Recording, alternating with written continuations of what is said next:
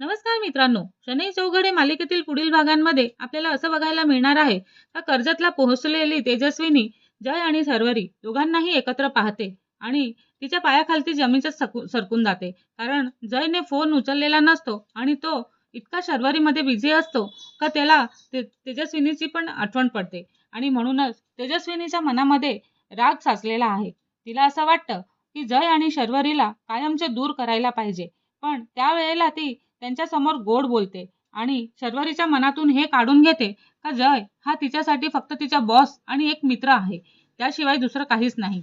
नंतर रक्षाबंधनचा दिवस ती निवडते आणि त्या दिवशी ती आपल्या घरामध्ये एक सणाच्या तयारीत व्यस्त असते. पण तेजस्विनीच्या मनामध्ये मात्र वेगळीच चाल सुरू असते.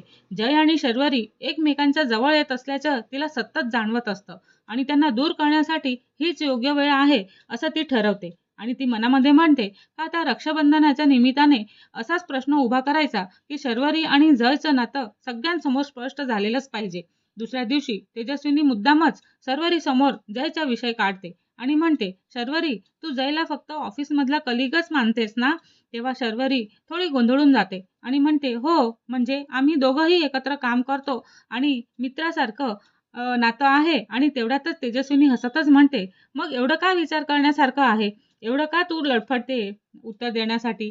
तेव्हा रक्षाबंधन आहे आणि जय तुझ्यासाठी फक्त कलिग असेल तर त्याला राखी बांधायला काय हरकत आहे? तेव्हा शर्वरीच्या चेहऱ्यावरचा रंगच बदलतो.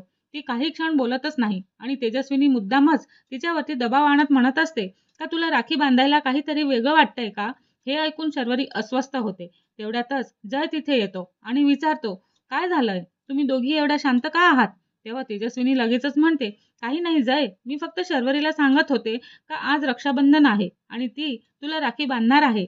आणि जयला हे ऐकून धक्काच बसतो. तो शर्वरीकडे पाहतो आणि शर्वरी काहीच बोलत नाही. जय विचारतो, शर्वरी खरंच तू राखी बांधणार आहे का?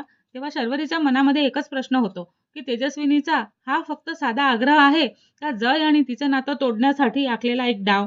तेव्हा जयच्या नजरेतही आता प्रश्न असतो की तेजस्विनी मात्र शांतपणे दोघांमध्ये पाहतच राहते आणि ती म्हणते, काय झालं? राखी बांधायला एवढा विचार का करायला पाहिजे? आणि तुमच्या नात्यामध्ये कलिकपेक्षा काहीतरी जास्त आहे का? तेव्हा वातावरण अचानकच गंभीर होतं आणि शर्वरीच्या हातात राखी दिली जाते आणि ती जय समोर उभी पण राहते. जय तिच्याकडे पाहतो आणि काही क्षण दोघेही काहीच बोलत नाही. तेव्हा शर्वरी खरंच जयच्या हातावरती राखी बांधणार का? की तेजस्विनीचा डाव तिच्याच समोर उलटा पडणार? आणि जर शर्वरीने राखी बांधण्यास नकार दिला तर तिचं आणि जयचं नातं तेजस्विनी समोर उघड होणार का? आणि पुढच्या भागामध्ये याचा मोठा ट्विस्ट पाहायला मिळणार आहे. तर पुढचा भाग बघण्यासाठी आमच्या चॅनलला लाईक, शेअर आणि सबस्क्राईब करायला विसरू नका. धन्यवाद.